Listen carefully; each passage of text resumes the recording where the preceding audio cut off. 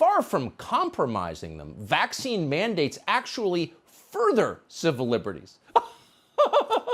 You have more civil liberties when they control your body. You can just imagine the 1860s version. Far from compromising civil liberties, slavery actually enhances personal freedom. It's not even Orwellian at this point. It's post-Orwell. It was interesting to see this week's big announcement from the District Attorney of New York City, Cyrus Vance. Vance has just charged 13 Americans with felonies for buying fake vaccination cards. Several of the suspects, according to prosecutors, were healthcare workers who've been told by the state they'll be fired unless they get the shot. I wonder why people would get fired for not getting vaccinated against a deadly and contagious virus. Buying a fake vaccination card is not a, quote, serious crime. It's not even close to a serious crime. You know what's a serious crime?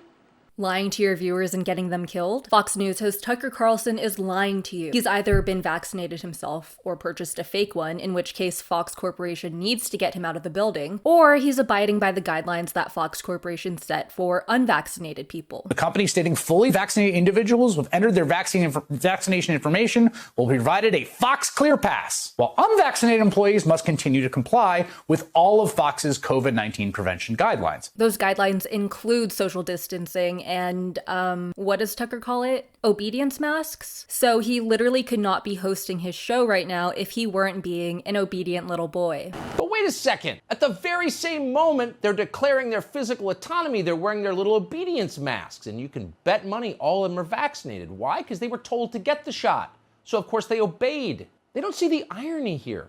On the other hand, how could they see it? So few sane people are left with big platforms in this country that you almost never hear a sensible, logical, rational argument about anything. So politicians telling doctors and nurses what medicine to take. That's exactly what they told us they were against for decades. Again, these are healthcare workers. They know the science of COVID far better than politicians, governors, prosecutors. And TV commentators. And by the way, just so you know, as proof, if you want to get a job, you'll need your vaccine papers. If you're worried about being forced to show your papers for travel, well, you should be. That we're on the verge of East German style, show me your papers. Show me your papers. Show me your papers. Show me your papers. Show me your papers. You have to show your vaccine paperwork. You literally have to show then a vaccine passport. Show me your papers before you get on this train. Here's the full story making Carlson feign his outrage. The scheme involved a woman selling fake cards on her Instagram for $200 each. She sold 250 of these. Then, for another $250, a nurse would enter the buyer's name into the New York State's immunization database. At least 10 individuals were wrongly entered into that database. So she got $50,000 for the sale of these tickets alone, and then an additional $250 each for the ones who wanted to be in the database. But Tucker thinks we should pity these kinds of people who choose to endanger others. Buying a fake vaccination card is an act of desperation by decent, law-abiding Americans who have been forced into a corner by tyrants. No one's forcing you to get vaccinated. You just have to face the consequences of your actions if you decide not to.